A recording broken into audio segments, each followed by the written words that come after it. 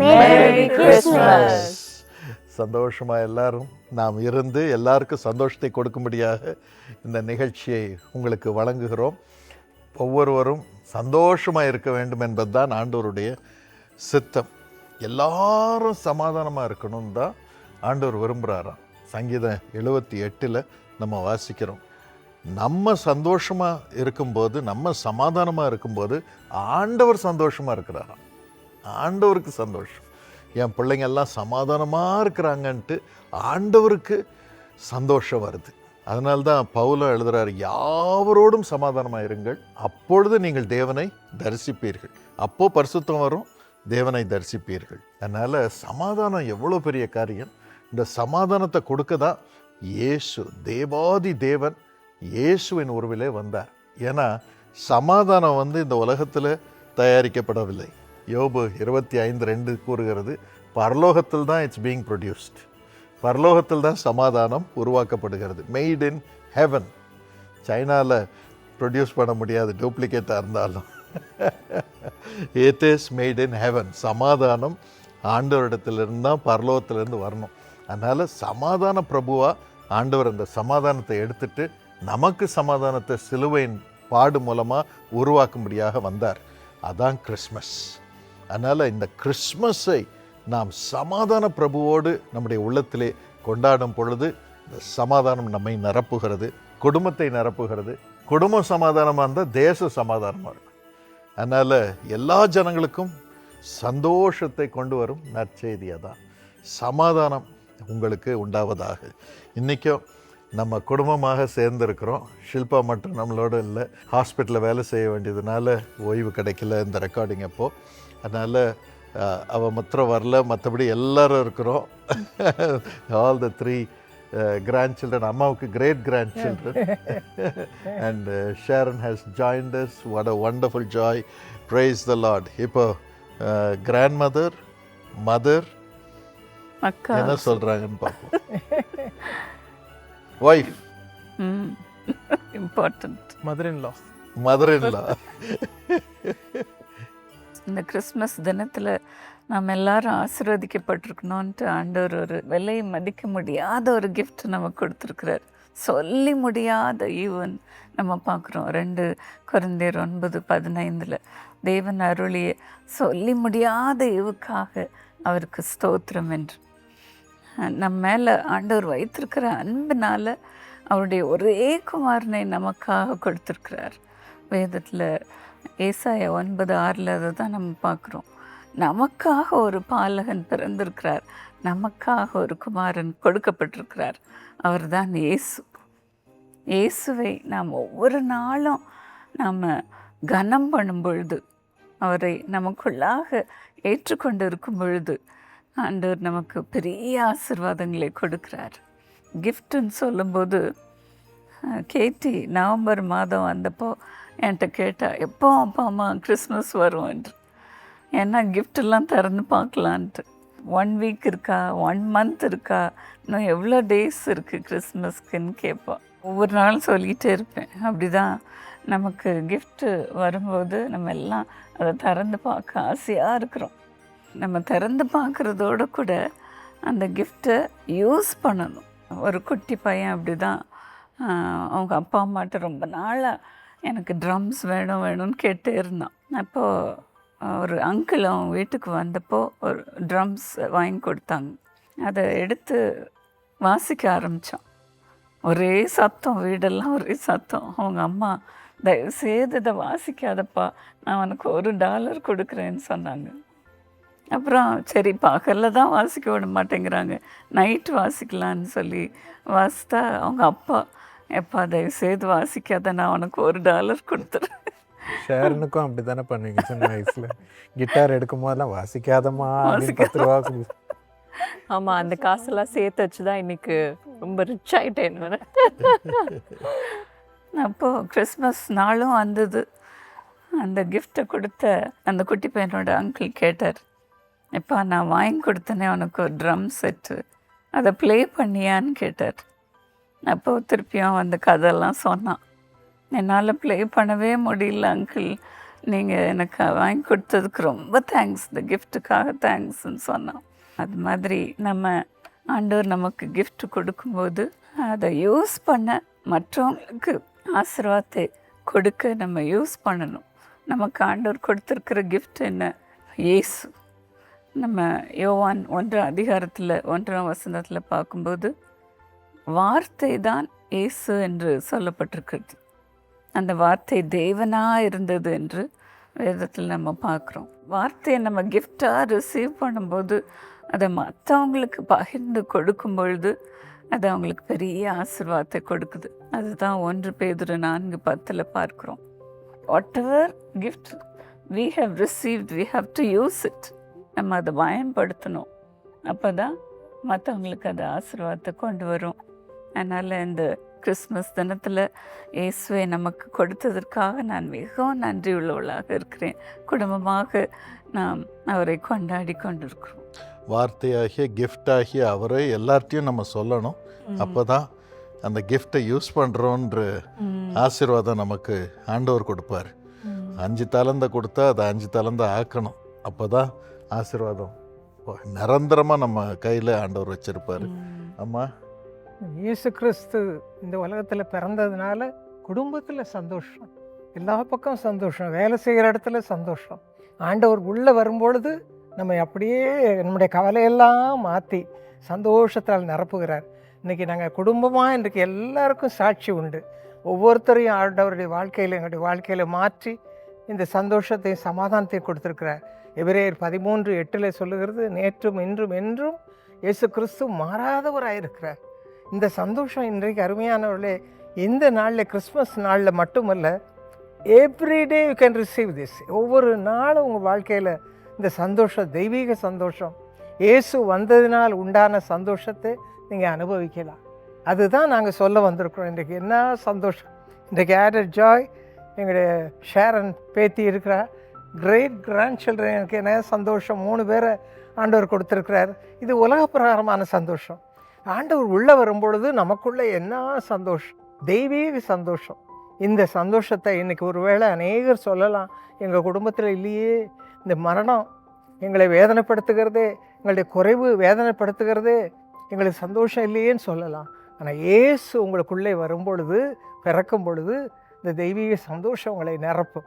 இப்பொழுது கூட நீங்கள் இந்த சந்தோஷத்தை பெற்றுக்கொள்ள ஒரு சிறு ஜெபம் நான் செய்ய போகிறேன். ஜெபிப்போமா? என்னோடு சேர்ந்து ஜெபிக்கிறீர்களா? இந்த சந்தோஷத்தை பெறாத குடும்பங்கள், தனியாக இருக்கிறவங்க இன்றைக்கி கேளுங்க, ஆண்டவர் உங்களை நிரப்புவார்.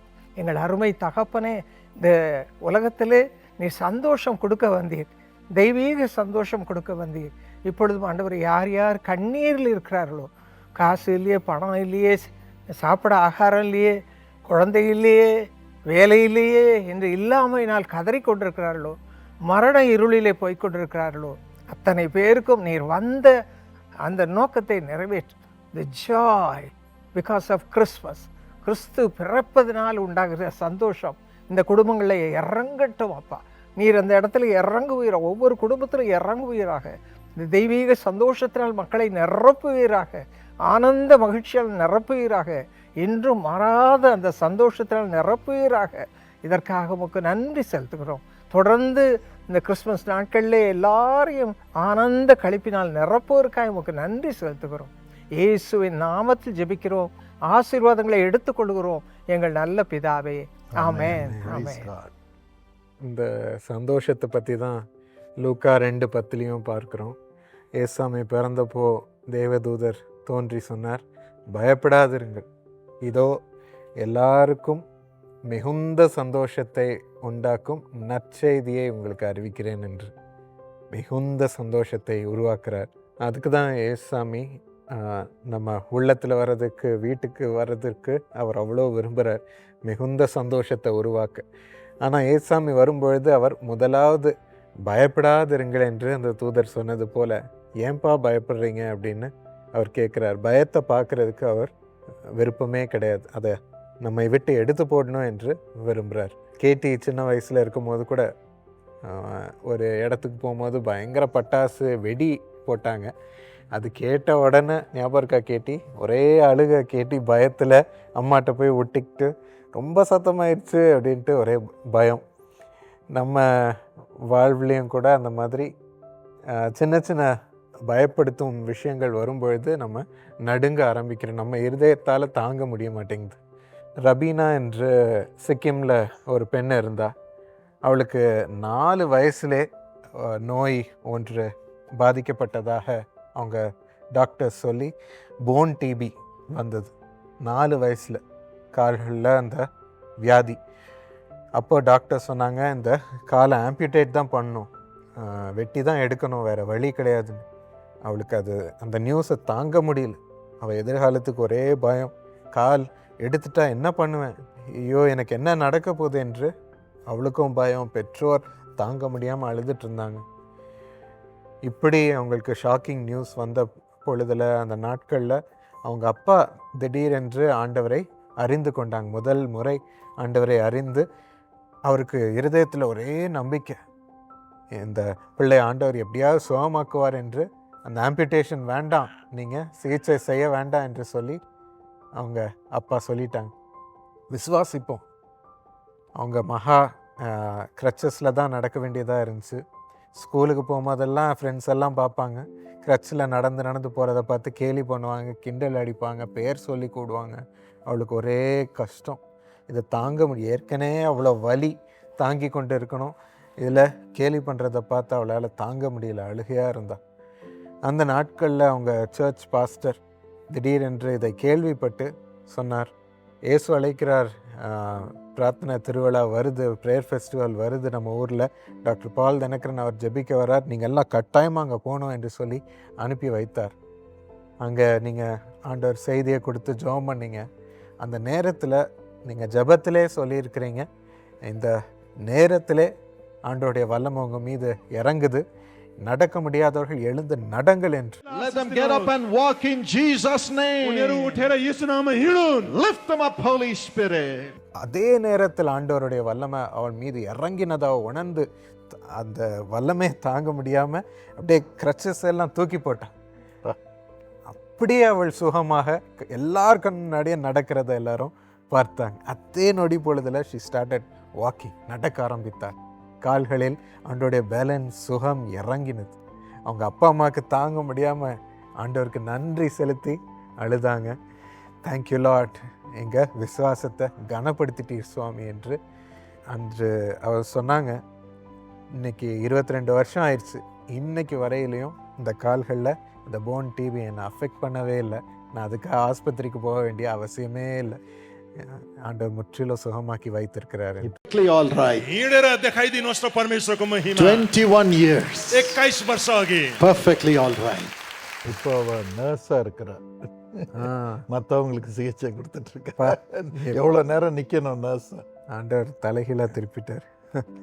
அப்படி நம் வாழ்வில் மிகுந்த சந்தோஷம், பயத்தை எல்லாம் போக்கி அந்த அப்பாவுக்கு இருதயத்தில் அந்த நேரத்திலே, ஆண்டவரை அறிந்த நேரத்திலே ஒரே நம்பிக்கை வந்தது. அந்த நம்பிக்கை ஆண்டவர் கனம் பண்ணி அற்புதத்தையும் செய்து கொடுத்தார். அந்த மாதிரி நமக்கும் ஆண்டவர் அந்த இருளில், அந்த பயத்தில் நம்பிக்கையும் விசுவாசத்தையும் ஆண்டவர் இந்த கிறிஸ்மஸ் தினத்தில் கொண்டு வருகிறார். அதன் மூலம் ஆண்டவருடைய அற்புதங்களையும் நாம் அனுபவிக்க போகிறோம். நீங்கள் பயப்படாமல் இருங்க. இந்த ஸ்டோரிஸ்லாம் கேட்கும் போது ரொம்ப ஹோப் கொடுக்குது, நம்ம மனசுக்கு அவ்வளோ நம்பிக்கை கொடுக்குது. கதைகளில் அவ்வளோ பவர் இருக்குது. கதை சொல்லும் போதோ, கதை கேட்கும் போதோ, நம்ம கதையை மற்றவங்களுக்கு ஷேர் பண்ணும் போதோ அவ்வளோ பவர் இருக்குது. இந்த ஸ்டோரி டெல்லிங், இந்த கதை சொல்கிறத பற்றி ஒரு ஃபியூ தாட்ஸ் எனக்கு இருந்துச்சு. தமிழ் கல்ச்சர் எப்படி உண்டாகுச்சு அப்படின்ட்டு நம்ம பார்க்கும்போது, தமிழ் ஃபோக்லோர், அதாவது அந்த காலத்தில் கம்யூனிட்டியாக வாழும் போது இந்த தெருக்கூத்து அண்ட் நாட்டுப்புற பாட்டு வந்து ரொம்ப ஃபேமஸாக இருந்துச்சு. அதாவது ஒரு கம்யூனிட்டி, ஒரு லைக் சர்டன் குரூப்ஸ் ஆஃப் ஃபேமிலிஸில் வந்து அவங்க ட்ரெடிஷன் என்ன ஃபாலோ பண்ணுறாங்க, அவங்க என்ன ரிச்சுவல் ஃபாலோ பண்ணுறாங்கன்ட்டு இந்த தேட்டர் மூலமாக, ட்ராமா மூலமாக நடிச்சு காமிக்கிறதோ, இல்லை சாங்ஸாக அது சொல்கிறதோ, போயம்ஸாக சொல்கிறதோ, அப்படி தான் ஒரு கம்யூனிட்டிலும் என்ன கல்ச்சர் ஃபாலோ பண்ணாங்க அப்படின்ட்டு தமிழ் கல்ச்சர் அந்த மாதிரி தான் நமக்கு இன்றைக்கி என்ன அப்படின்ட்டு தெரியுது. ஸோ அந்த மாதிரி ஒரு கதைங்களும் சொல்லும் போது கல்ச்சர் ஃபார்ம் ஆகுது, ஒரு சொசைட்டி ஃபார்ம் ஆகுது. இன்றைக்கி Tamil culture all over the world எல்லாருக்குமே தெரியுது. It's backbone to global society. அதே மாதிரி அந்த தாட்டில் தான் தி ஒடாசிட்டி டு ட்ரீம் அப்படின்ற ஒரு டாக்குமெண்ட்ரி இப்போ ரீசெண்டாக பண்ணேன், ஒரு நான் ப்ராஃபிட்டோட பார்ட்னர் பண்ணி. அந்த ஸ்டோரி என்னென்னா, ஒரு சின்ன 11-year-old கேர்ள், அவளுக்கு வந்து டாக்டர் ஆகணும் அப்படின்ட்டு ஆசை. இன்றைக்கி நமக்கு டாக்டர் ஆகணும் அப்படின்றது ஒரு காமன் ட்ரீம் ஆயிடுச்சு, கனவாயிருச்சு.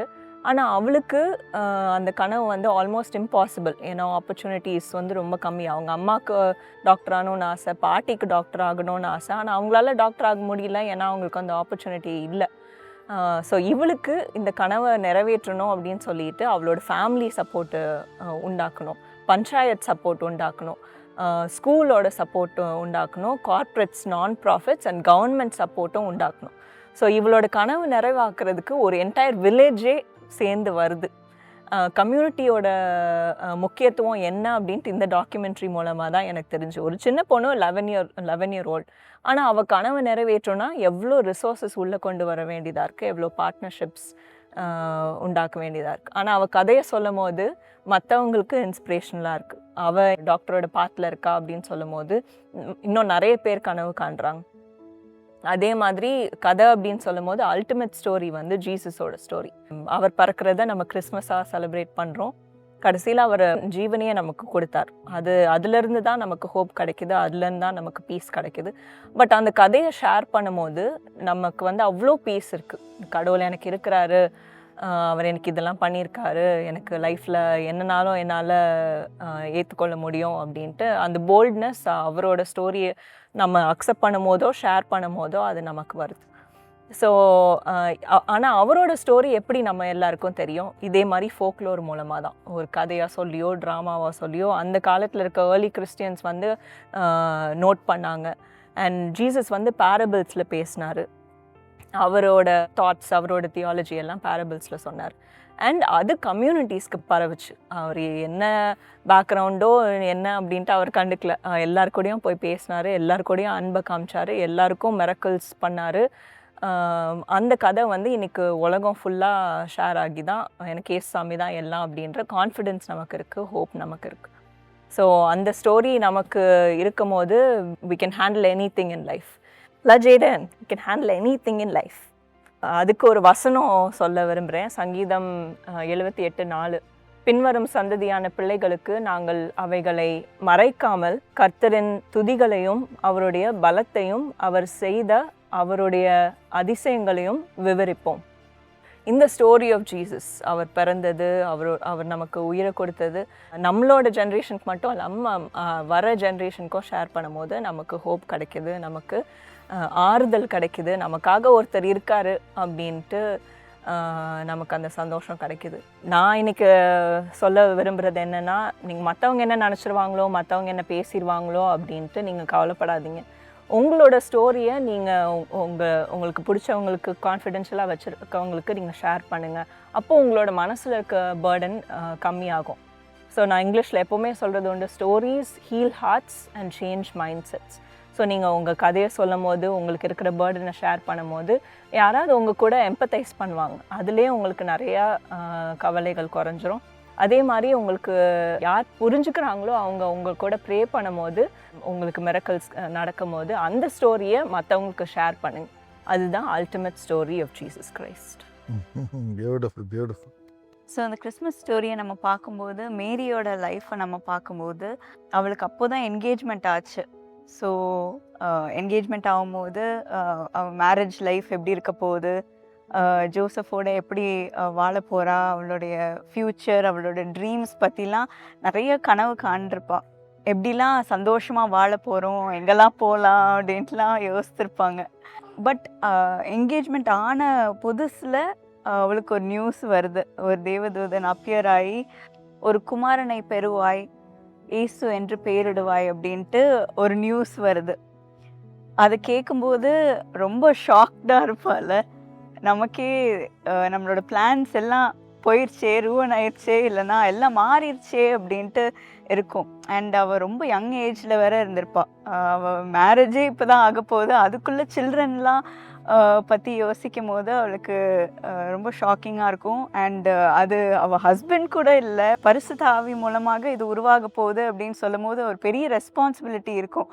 அதை கேட்கும்போது நான் உம்முடைய அடிமைன்னு சொல்லி உம்முடைய வார்த்தையின்படியே எனக்கு ஆக கடவுது அப்படின்ட்டு பயபக்தியோடு அந்த பொறுப்பை ஏற்றுக்கொண்டு ஆண்டவருடைய சித்தத்தை நிறைவேற்றினாள். அது என்னதான் கஷ்டமாக இருந்தாலும், அது என்னதான் அவளுடைய பிளான்ஸ் எல்லாம் மாறுற சூழ்நிலையாக இருந்தாலும், கர்த்தர் சொல்லிட்டாரு இது கர்த்தருடைய வார்த்தை அப்படின்ட்டு அதை கீழ்ப்படிந்து அந்த பொறுப்பை எடுத்துக்கொண்டு அதை செய்யும்போது அவளுக்கு ஸ்திரீகளுக்குள்ளே ஆசீர்வதிக்கப்பட்டவள், பாக்கியவதி அப்படின்ற ஒரு பேர் கிடைத்தது. அதே போல் தான் நம்ம லைஃப்லேயும் நிறைய ரெஸ்பான்சிபிலிட்டிஸ் எனக்கு இருக்குதே. நான் எப்படி ஒரு மதராக இருக்க போகிறேன், எப்படி ஒரு ஒய்ஃபாக இருக்க போகிறேன், எப்படி இந்த புது ரெஸ்பான்சிபிலிட்டியை கேரி பண்ண போகிறேன், இந்த பெரிய ஜாபை நான் எப்படி ஹேண்டில் பண்ண போகிறேன், இந்த பொறுப்பை நான் எப்படி ஹேண்டில் பண்ண போகிறேன் அப்படின்ட்டு ஒரு பயம் இருக்கும். ஆனால் நம்ம ஆண்டவரோட சித்தம் எது அப்படின்ட்டு நம்ம பயபக்தியாக அதை எடுத்து செய்யும்போது, ஆண்டவருடைய சித்தத்தை நம்ம நிறைவேற்றும் பொழுது, நான் உமக்கு அடிமை, நீர் உம்முடைய வார்த்தையின்படியே எனக்கு ஆக கடவுது அப்படின்னு நம்ம பயபக்தியோடு ஒவ்வொரு காரியத்தையும் செய்யும் போது ஆண்டவர் நம்மளையும் யூ ஆர் பிளெஸ்ட் அப்படின்னு சொல்லுவார். நீ ஒரு பாக்கியவதி, நீ ஒரு பாக்கியவான் அப்படின்ட்டு ஆண்டவர் சொல்லி நம்மளை ஆசீர்வதிப்பார். வண்டர்ஃபுல். ஃபேமிலி அப்படின்றது பாக்கியன்றது ஒரு கரெக்ட் வேர்ட். இங்கே வந்து நான் ஒரு விஷயம் கிளாரிஃபை பண்ண விரும்புகிறேன். அதாவது சோஷியல் மீடியாவில் லவ் இஸ் அ சாய்ஸ் அப்படின்ட்டு ஒரு நெரட்டிவ் இருக்குது. ஸோ ஷுவர் லவ் வந்து ஆரம்பிக்கும் போது ஒரு சாய்ஸாக ஆரம்பிக்கலாம். பட் லைஃப்பை சஸ்டெயின் பண்ண ஒரு ரிலேஷன்ஷிப் வேணும் அப்படின்னு நினைக்கும் போது லவ் இஸ் அ டிசிஷன். ஆரம்பிக்கும் போது மேபி ஒரு சாய்ஸாக ஆரம்பிக்கலாம், அதுக்கப்புறம் we might fall out of love, அதுக்கப்புறம் ஒரு டிசிஷன் ரெஸ்பான்சிபிலிட்டி வந்துடும், அதெல்லாம் ஏற்று நம்ம நடக்கணும் அப்படின்ற ஒரு பொசிஷனில் நம்ம இருக்கிறோம். இன்னொன்று, ஜீசஸ் பிறந்ததை வந்து நம்ம ப்ரெக்னன்சிக்கு கம்பேர் பண்ணக்கூடாது அப்படின்னு நான் நினைக்கிறேன். ஏன்னா ஜீசஸ் பிறந்தது வந்து மேரி ஹோலி ஸ்பிரிட்னால ஷீ கன்சீவ்ட். அது வந்து ஒரு டிவைன் கனெக்ஷன், ஒரு டிவைன் ஸ்டோரி நடந்தது. நமக்கு பிள்ளை பறக்கும் போதோ பயாலாஜிக்கலி நடக்கும் போது it's a human development. It happens between. ஆனால் சஸ்டெயினபிள் லைஃப் வேணும், அதாவது மீனிங்ஃபுல் ஃபேமிலி லைஃப் வேணும் அப்படின்னா ஒரு கமிட்மெண்ட்க்கு அப்புறம் குழந்தைங்க பெற்றுக்கிறது எப்போவுமே நல்லது. ஷுவர் செலிப்ரிட்டிஸ் வந்து டீன் ப்ரெக்னென்சி அதெல்லாம் என்கரேஜ் பண்ணலாம், அது அவங்க லைஃப் ஸ்டைலுக்கு அவங்களுக்கு நல்லாயிருக்கும். பட் உண்மையாகவே ரெஸ்பெக்ட்ஃபுல் லைஃப் வேணும், ஒரு மீனிங்ஃபுல் லைஃப் வேணும் அப்படின்னா ஐ திங்க் மேரேஜ்க்கு அப்புறம் குழந்தை பெற்றுக்கிறது நல்லது. ஏன்னா அதில் ரெஸ்பான்சிபிலிட்டி இருக்கும், கமிட்மெண்ட் இருக்கும், யூனிட்டி இருக்கும், ஃபேமிலியை சப்போர்ட் பண்ணும் போது அந்த மாதிரி நிறைய விஷயங்கள் அது நல்லது தான், அதை என்கரேஜ் பண்ணுறது நல்லது தான். ஸோ அந்த விஷயத்த நான் இங்கே கிளாரிஃபை பண்ணிக்க விரும்புகிறேன். Love can be a choice, sure when it begins, but at the end of the day love is a decision, and to start a family it's good to start it with a commitment. Wonderful. அந்த குடும்ப வாழ்க்கையே மரியாளுக்கு ஆண்டவர் குழந்தையை கர்ப்பத்திலே வைத்தார், ஒரு கன்னியின் கர்ப்பத்தில் வைத்தார். அதை வந்து கணவர் என்ற நிலைமையில் அவளை ஏற்றுக்கொள்ளும்படியாக பரிசுத்த ஆவியானவர் தேவதூதன் மூலம் யோசேப்புக்கு சொன்னார். யோசேப்பும் பயபக்தியோடு மரியாளை ஏற்றுக்கொண்டு அந்த பிள்ளை பிறக்கிற வரைக்கும் மரியாளோட உடல் உறவு கொள்ளவே இல்லை. பரிசுத்தமாக மரியாளுடைய கர்ப்பத்தை அவர் காப்பாற்றினார். ஸோ இது வந்து தேவாதி தேவன் மனுஷனாக பிறந்தப்போ நடந்தது. இன்று கணவன் மனைவிக்கு குழந்தை பிறக்கும் பொழுது கூட அதே போல் கணவன் மனைவிக்குள் அந்த பரிசுத்த உறவு இருக்கணும், நீ சொல்கிற மாதிரி. அப்போது அந்த பிள்ளைங்க வந்து தேவபக்தி உள்ள சந்ததியாக பிறக்கிறாங்களாம். ஸோ எவ்வளோ பெரிய காரியம் அது. ஸோ குடும்பத்தை எப்படி உருவாக்கணும்ன்ட்டு ஆண்டவர் சொல்லி கொடுத்துருக்கிறார். ஸோ அதனால் ஒவ்வொரு தம்பதியரும் உங்கள் பிள்ளை வந்து தேவபக்தி உள்ள சந்ததியாக இருக்கணும் அப்படின்றதுக்கு நீங்கள் உங்கள் உறவில் பரிசுத்தமாக நீங்கள் ஒருவரோடு ஒருவர் இருக்கும்போது உங்கள் பிள்ளை தேவபக்தி உள்ள சந்ததியாக இருக்கும், உங்களுக்கு சந்தோஷத்தை கொடுக்குற பிள்ளையாக இருக்கும், உலகத்துக்கே சந்தோஷத்தை கொடுக்குற பிள்ளையாக இருக்கும். ஸோ நம்ம இன்றைக்கி பேசின சில விஷயத்தை வச்சு பார்க்கும்போது அந்த ரெஸ்பான்சிபிலிட்டிஸ் அதை பற்றி நான் கொஞ்சம் பேசணும்னு யோசிக்கிறேன். நம்ம ஏதாவது ஒரு காரியத்தை செய்யும்போது அதை கரெக்டாக செஞ்சு முடிப்போமா, அந்த ரெஸ்பான்சிபிலிட்டி கரெக்டாக நம்ம அதை எடுத்துகிட்டு போவோமா அப்படின்றது வந்து நம்மளுக்கு ஒரு பெரிய கேள்விக்குறியாக இருக்குது. அண்ட் நிறைய பேர் பயப்படும் அந்த ரெஸ்பான்சிபிலிட்டி. ஐயோ, என் கையில் இவ்வளோ பெரிய ரெஸ்பான்சிபிலிட்டி கொடுத்துட்டாங்களே, இதை நான் கரெக்டாக பண்ணுவேனா அப்படின்ற ஒரு பயத்தோடு இருக்கும். அதை பார்க்கும்போது நம்ம சின்ன வயசுலேருந்து நம்மளுடைய டிஃப்ரெண்ட் ஃபேஸ் ஆஃப் நம்மளுடைய லைஃப்ஸில் வந்து டிஃப்ரெண்ட் ரெஸ்பான்சிபிலிட்டிஸ் இருக்குது. ஒரு ஸ்கூல் படிக்கிற பையன் அப்படின்னா அவனுக்கு கண்டிப்பாக ஒரு பயம் என்ன அப்படின்னா, கரெக்டான டைமில் நம்ம ஸ்கூலுக்கு போகிறோமா, இல்லாட்டி கேட்டில் வெளியே நிற்க வச்சுருவாங்களே, ஹோம் ஒர்க் முடிப்போமா, அண்ட் காலேஜ் போகும்போது அசைன்மெண்ட்ஸ் கரெக்டாக முடிப்போமா, ரெக்கார்ட் சப்மிட் பண்ணுவோமா, வேலைக்கு போகும்போது பாஸ் சொல்கிற ஒர்க் டாஸ்க் கரெக்டாக நம்ம டைமுக்கு முடிப்போமா அப்படின்ற ஒரு இது இருக்கும்.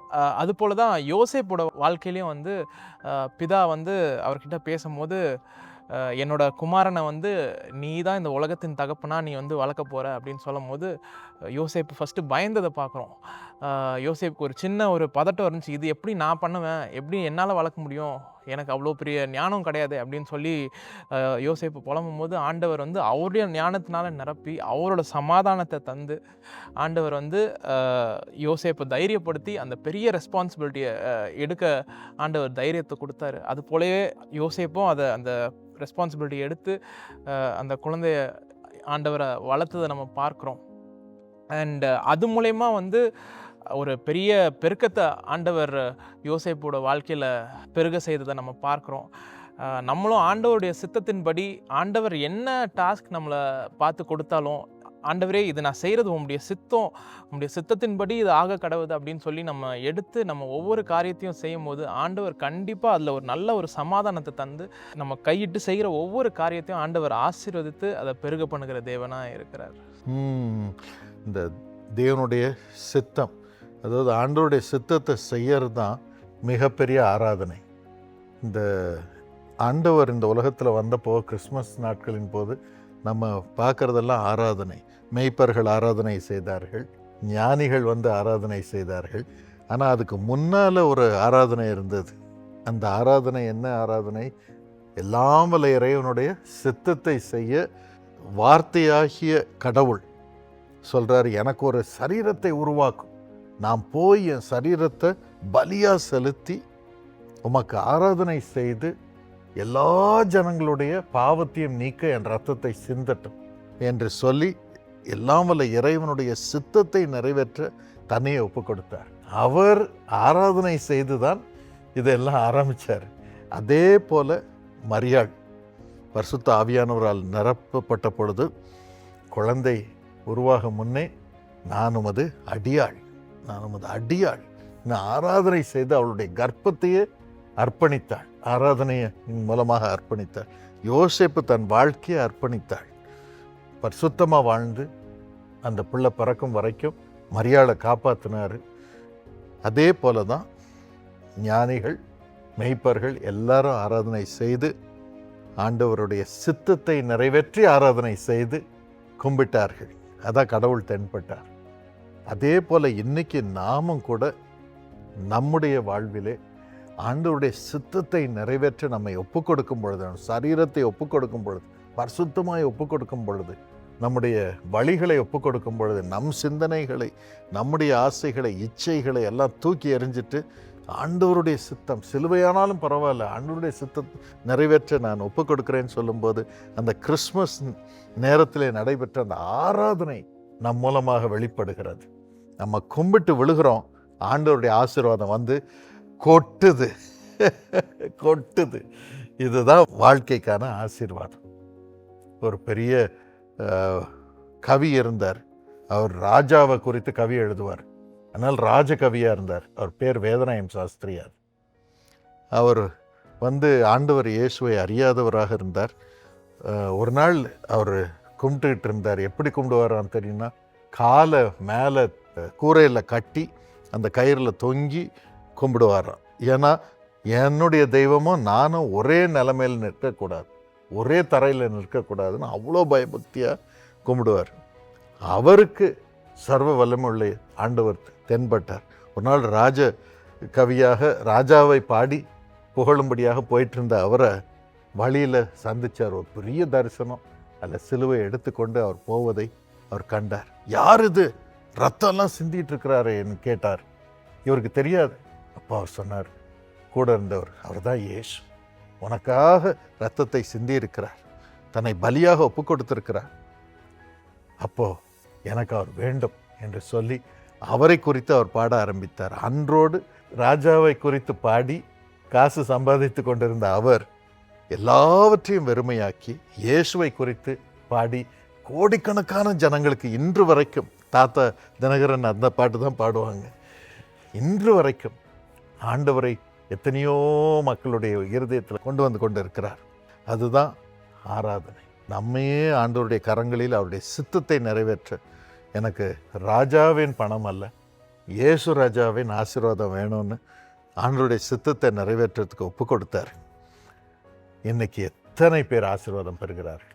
இதுதான் கிறிஸ்மஸ் கொண்டாடும் ஒரே விதம். நம்மை இயேசுவின் பாதத்தில் கும்பிட்டு விழும்படியாக ஒப்பு கொடுப்போம். உலக ஆசைகளை தள்ளிவிட்டு அவரை பற்றி கொள்வோம். நாம் அவரை கும்பிடும் பொழுது அவர் நம்மிடம் வருவார், நமக்குள் வருவார். தெய்வத்தின் ஆசீர்வாதம் நம்மை நிரப்பி இருக்கும். அந்த ஆசீர்வாதம் உங்களை இப்பொழுது நிரப்பும்படியாக நாங்கள் குடும்பமாக ஜெபிக்க விரும்புகிறோம். கரங்களை பிடித்துக்கொண்டு நாம் ஜெபிக்க போகிறோம். ஒரு வினாடி ஜெபிப்போம். ஆண்டவரே, தயவாக சுவாமி, எங்களையே அர்ப்பணிக்கும் இந்த நேரத்திலே நாங்கள் ஒன்றுமில்லை, நம்முடைய காலில் விழுந்து கும்பிட்டு எங்களுக்காக உயிரையே கொடுக்க, பலியாக எங்களுக்காக உண்மையே ஒப்பு கொடுக்க வந்தீரே, உமக்கு நன்றி. எங்களையும் அது பாதபடியிலே பலியாக ஒப்பு கொடுக்கிறோம். உமக்கு ஆராதனை செய்யும்படியாக எங்களையே நாங்கள் பலியாக ஒப்பு கொடுக்கிறோம். இந்த உலக ஆசை வேண்டாம், இச்சை வேண்டாம், கோபம் வேண்டாம், எரிச்சல் வேண்டாம். ஆண்டவனே, உலக மக்களுடைய பாராட்டுதல் வேண்டும் என்று அவர்கள் பின்னே போகும் நிலைமை வேண்டாம். உண்மையே பற்றி கொள்ள எங்களை ஒப்பு கொடுக்கிறோம். எங்களை ஆட்கொள்ளும், எங்களை ஆட்கொள்ளும். எங்கள் மூலம் கோடிக்கணக்கான மக்களை இன்னும் ஆசீர்வதி. எங்களோடு ஜெபிக்கும் அத்தனை பேரையும் இந்த நேரத்திலே ஆசீர்வதித்து நீர் மகிழ வேண்டும் என்று கெஞ்சுகிறோம், கெஞ்சுகிறோம், கெஞ்சுகிறோம். அவர்கள் எல்லாரும் உம்மை கும்பிட்டு உம்மை தொழுது கொண்டு பரிசுத்தமாய் வாழ அவர்களுக்கு உதவி செய்யும். உம்மையே மகிமைப்படுத்த உதவி செய்யும். உம்மை கண்டடைந்து உமது ஆசீர்வாதத்தை அனுபவிக்க அருள் புரியும். இயேசுவின் நாமத்தில் கெஞ்சுகிறோம் நல்ல பிதாவே, ஆமென். எங்களுக்கு அருமையானவர்களே, உங்களுக்கு ஒரு சர்ப்ரைஸ்.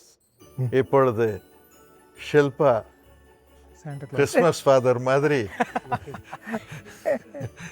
2 குட்டிகளை சுமந்து கொண்டு நம்மிடம் வந்திருக்கிறார்கள். What a joy.